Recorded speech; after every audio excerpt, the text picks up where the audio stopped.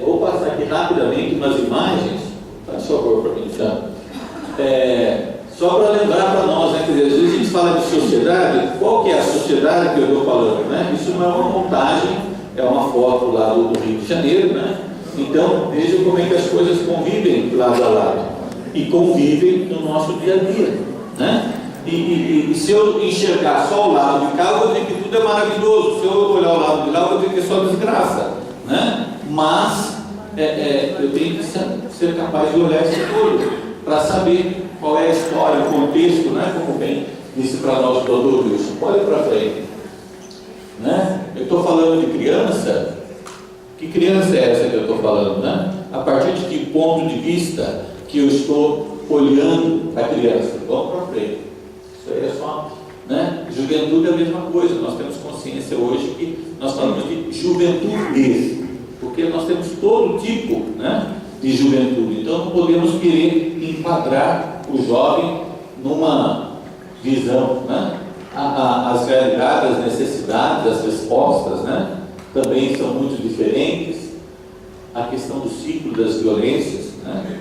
Nós temos a violência da mídia que está entrando, né? Nós temos a violência na rua, nós temos a violência dentro da família, que eu isso que eu falava, né, que está assim, assustado com a questão do número de abusos sexuais dentro, né, das famílias. E eu sei disso porque a nossa Secretaria dos Direitos Humanos, infelizmente, ela pega, né, direitos humanos é a coisa mais bonita que existe no mundo, né? A gente poder se olhar, se enxergar como pessoas, se respeitando, mas a violação dos direitos humanos é aquilo que nos chega, né? Então a gente acaba vendo as desgraças de toda forma, né? Quando houve o episódio do Rio de Janeiro, lá daquele jovem, né? Eu falei que naquele dia nós apanhamos de toda forma, né? Por quê? Porque foi um jovem que praticou um crime, porque foram adolescentes que perderam a vida, e nós temos lá na Secretaria, né, o PPCAM, que é a proteção para os adolescentes, crianças e adolescentes ameaçados de morte, que é uma coisa impressionante. Nós tivemos ali a questão de que esse jovem cresceu numa escola sem ser enxergado, então a questão dos conselhos, né, das escolas e dos conselhos que precisam ajudar a enxergar esses jovens, e que está conosco lá na área, o problema da internet, né, que ele visitou e foi ver, e toda uma questão que ele coloca, né, das meninas, da forma como ele foi visto, a questão sexual, que está lá conosco também. Então, é uma área difícil, né, mas para dizer que a violência ela tem uma estrutura muito complexa. Vamos lá. A formação das identidades, né? E aqui tem uma coisa que eu acho que é muito importante para a gente pensar, quando nós construímos um trabalho educativo, quando nós trabalhamos dentro das medidas socioeducativas, que é fundamental nós conseguirmos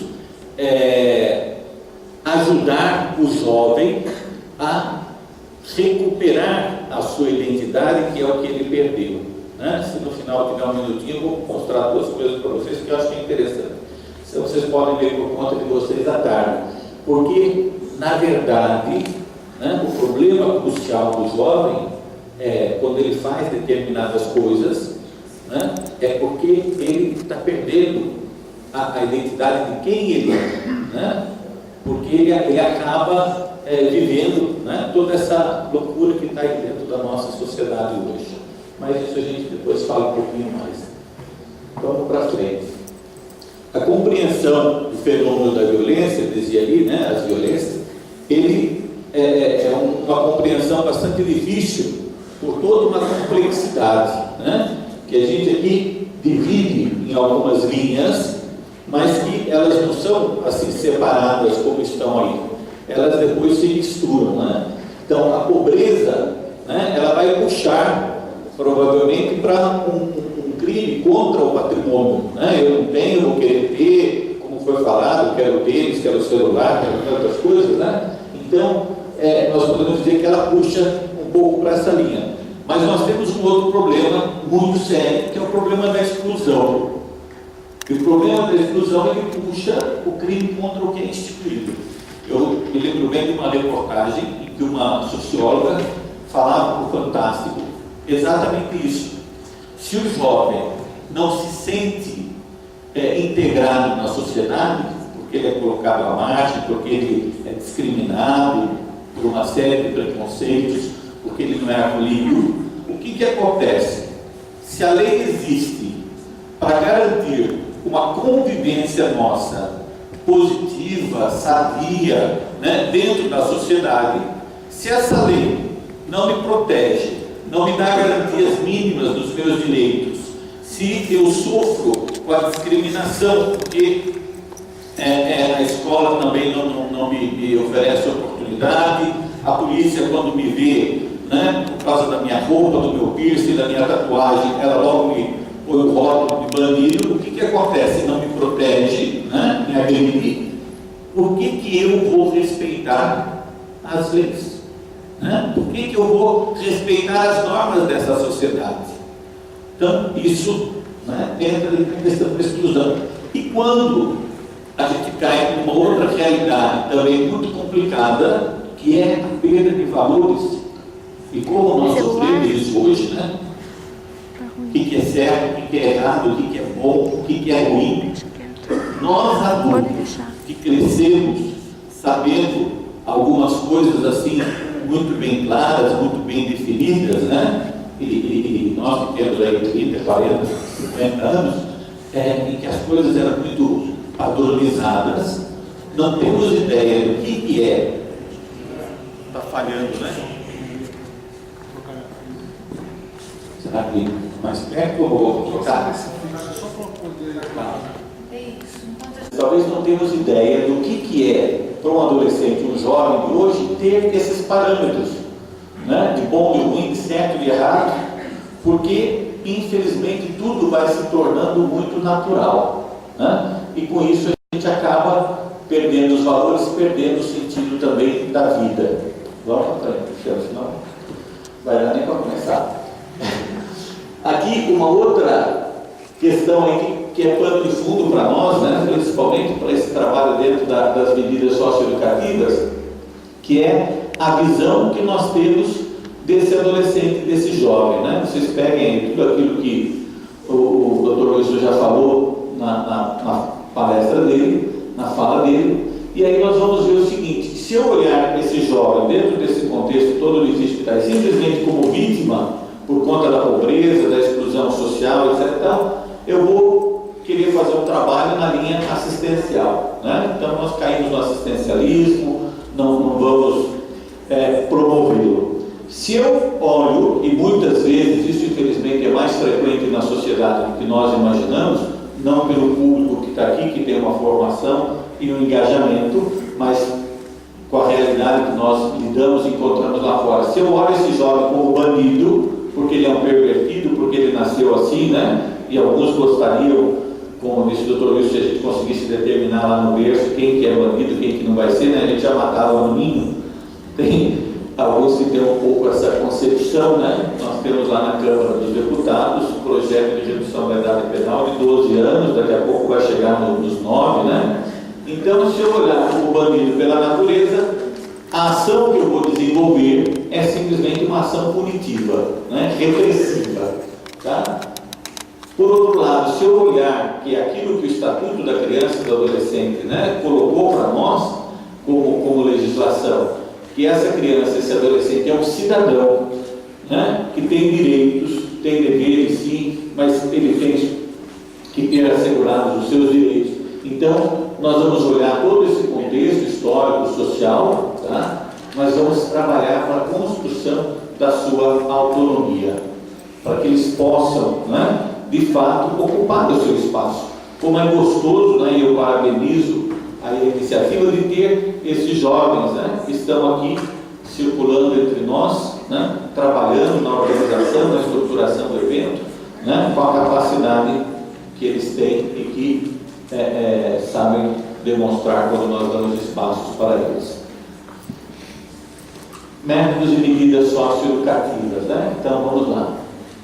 Uma ideia importante, já me disseram, né, a senhora me falou, o senhor tem uma quantidade de slides está muito bonita, né? As coisas que estão lá, mas é uma quantidade imensa, eu já sei disso, então não estranhe se a gente for pulando algumas coisas. Mas uma coisa importante a ser dito aqui é essa questão do redirecionamento na socialização. Não vamos pensar medida socioeducativa, né, como nós vamos socializar o jovem, né, nós vamos procurar fazer com que ele tenha comportamentos sociais. Na verdade, o que acontece? O jovem está socializado. No mundo do crime existe socialização. O que é que nós queremos enquanto cidadãos, enquanto pessoas na sociedade? Nós queremos ser respeitados, nós queremos ser valorizados, nós queremos ter nosso pequeno ou grande espaço de poder, nós queremos ter recursos, bens de consumo, recursos, certo? O jovem, ele também quer isso, né? Como todos nós. Não deu certo, né? Não tem problema, eu vou falar aqui. É mais difícil falar assim paradinho, mas a gente consegue também. O que acontece? O jovem, ele quer também tudo isso. Só que o que acontece? A família não cuida, não dá conta de cuidar. A escola, se ele dá trabalho, se ele é jovem difícil, né, procura afastá-lo, jogá-lo para fora, né? A sociedade discrimina, como eu falei, por causa da roupa, por causa da tatuagem, por causa do bairro onde ele mora, né? Então, enquanto nós, dita sociedade do bem, empurramos ele para longe de nós, o que é que faz o crime? Né? Ele abraça. Se ele conseguir entregar a droga, ele é o cara, né? Ele vai ser acolhido lá, não como acolhem alguns diretores de escola, né?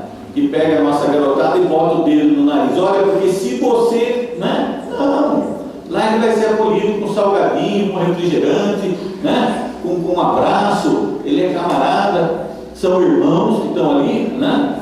E aí ele é respeitado, valorizado, dá uma arma na mão dele, e aí ele passa a ter poder, né?